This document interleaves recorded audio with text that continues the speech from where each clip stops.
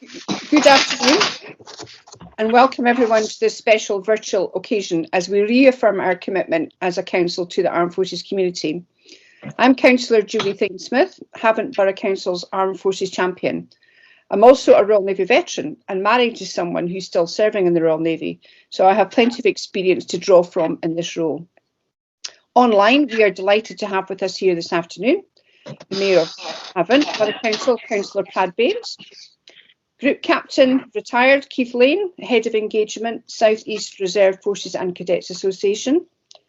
Our much valued service representatives, Commander Mike Drilin, Royal Navy, Lieutenant Colonel Christopher Lane, MBE, representing the Army, and Wing Commander Chrissy Miller, representing the Royal Air Force. You'll hear from each of them in a moment. We're also joined by Andrew Roy Gibbs, the South East Regional Employment Engagement Director, who's been instrumental, along with Laura Bevis, our Havant Borough Council Community Officer, in orchestrating today's event and refreshing our Armed Forces Covenant pledge. We were due to renew Havant Borough Council's Armed Forces Covenant in 2020. However, COVID-19 events overtook that, as they have for most things. And as there will be little opportunity of holding a physical signing ceremony in the near future, we took the decision to hold it virtually this afternoon.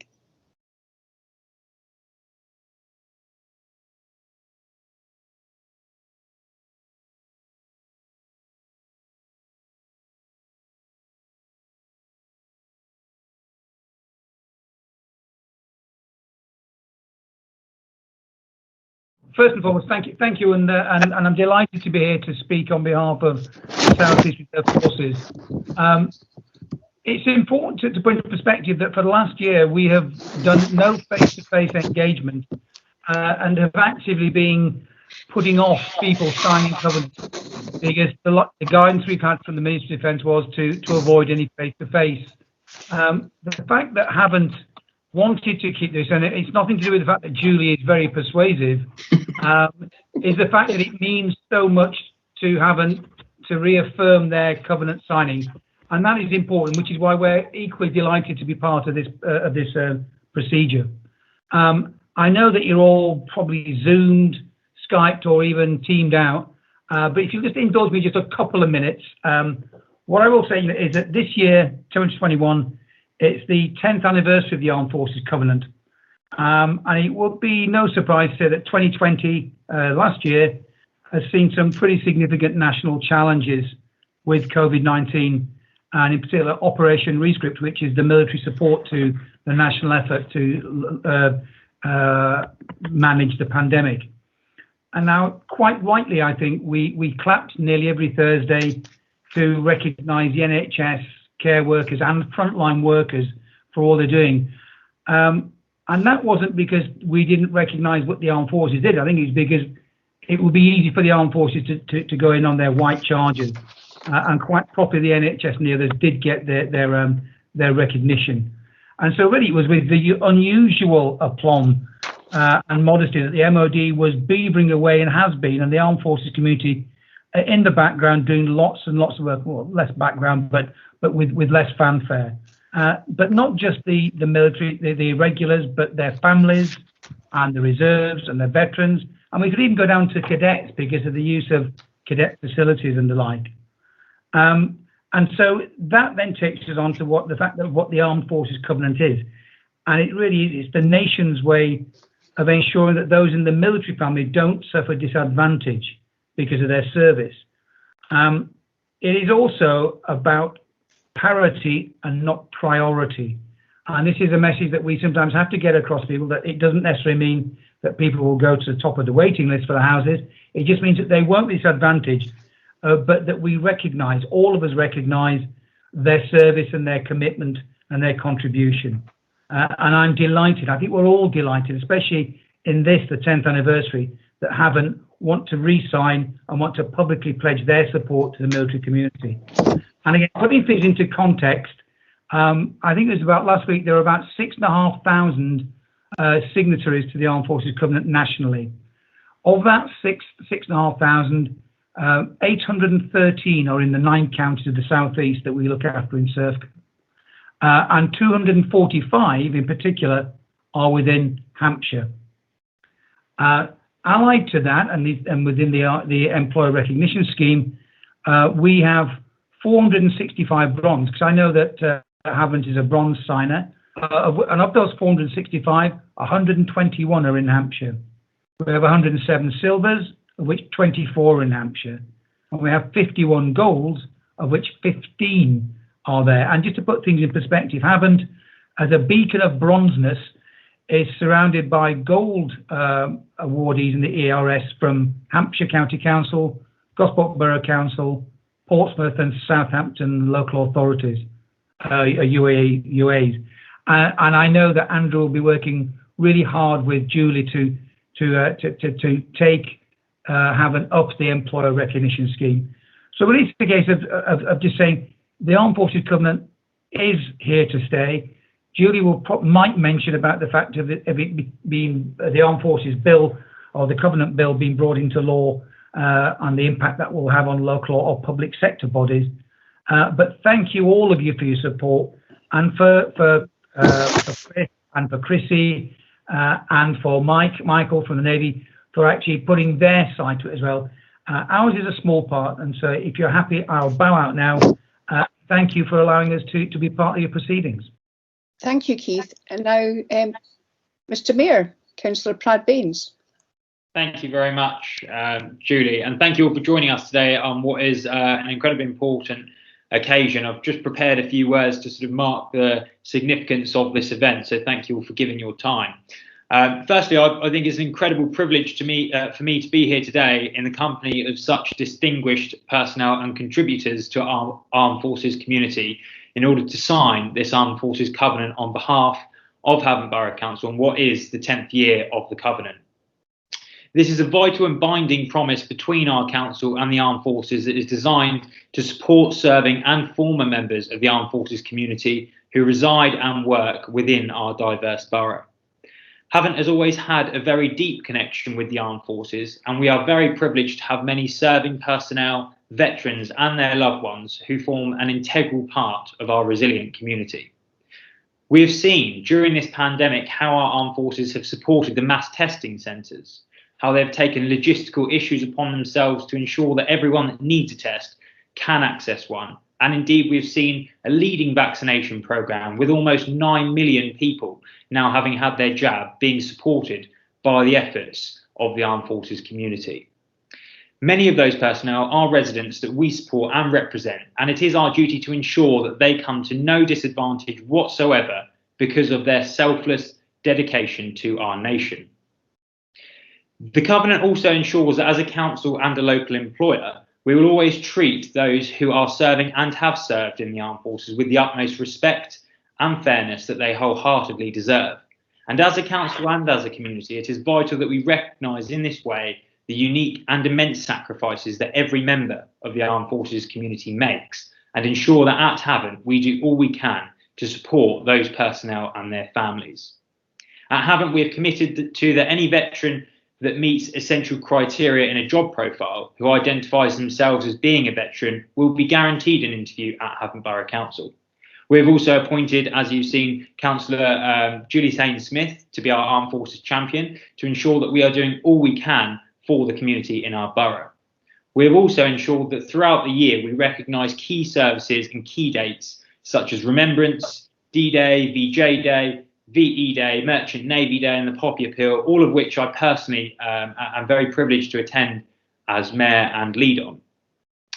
I've worked very closely with other organisations such as the Royal British Legion on projects they've promoted, and during our Havant Remembers initiative we also ensured that we housed Tommy silhouettes across the borough to mark the armistice of the First World War.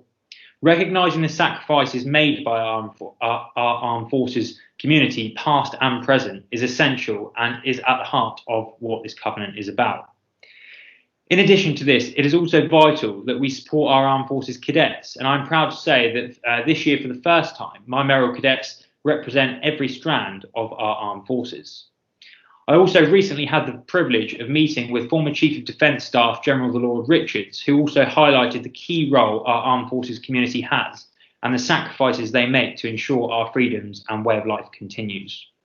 It is our commitment to support each and every member of our Armed Forces community across Havant, and it gives me great pride to be able to renew this commitment for a further 3 years.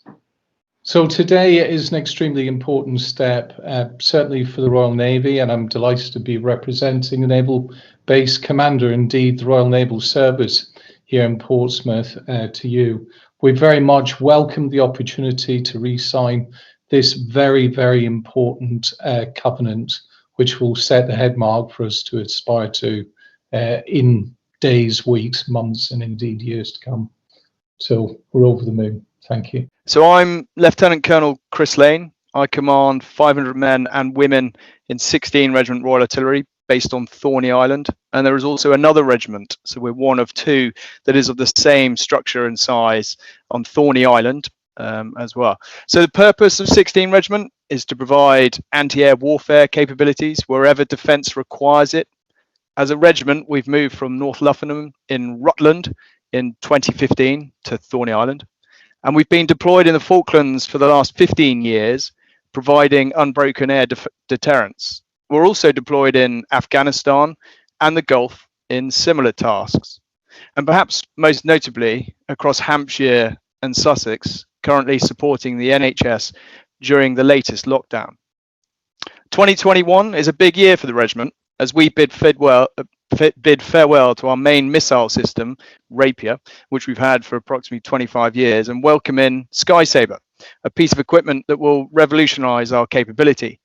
But kit comes and goes, and it's people that make the army and what it is. So my family is 5th generation military. Sadly, most have died in service, and although we've travelled the globe for over 100 years, Hampshire is actually where we hail from.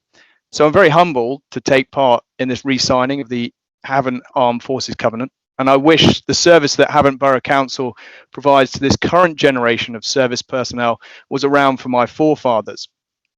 And what of the 500 strong workforce? Because I think that is our greatest asset. Well, the youngest is 17.5 years old and the oldest is 52. The mean is about 27 years old, and we have 260 families living on or in the surrounding area with diverse backgrounds and situations, all pulling together to deliver 16 Regiment's purpose. And in this last 12 months has been particularly hard, perhaps more so for the families who have had to endure their partner deploying on operations with no breaks in deployment, probably had to homeschool, may have been furloughed and even lost family members. And what has shone through these dark days like a shining beacon is the strength of the community. Our civilian support networks are much stronger and our integration in the community more visible. We've always felt and appreciated the support of Havant Borough Council. Our families feel well supported and are not disadvantaged. If it's for the complex medical support, application for school places throughout the academic year, or partner employment, or allowing our reservists to hold civilian and military roles, even helping the transition out of the military as a veteran, Havant Borough Council has ensured these life changes have been supported. So the regiment is deployed overseas and across the UK. So knowing that the local council, its communities and services are working to ensure our excellent soldiers and their families are not disadvantaged is a great relief to the regiment and myself. So I have the greatest respect and admiration for Havant Borough Council, and your commitment today emboldens that relationship for years to come, aiding us to do our duty. And on behalf of the soldiers and the family and those on Thorney Island, thank you. Thank you, Lieutenant Colonel Lane. That was nice. Thank you. And now I hand over to Wing Commander Chrissy Miller. So I'm Wing Commander Chrissy Miller, and I'm the commanding officer of RAF Unit Swanwick. Firstly, it's just a real pleasure to be here with you today. So RAF Unit Swanwick, for those of you who don't know us, is a unit of 170 personnel from RAF and Navy backgrounds. We're embedded in the National Air Traffic Building at Swanwick. We provide air traffic control and airspace management services across the UK alongside our civilian counterparts. The tasks we undertake are varied, ranging from supporting large military air exercises over the North Sea to assisting small civil aircraft in emergency.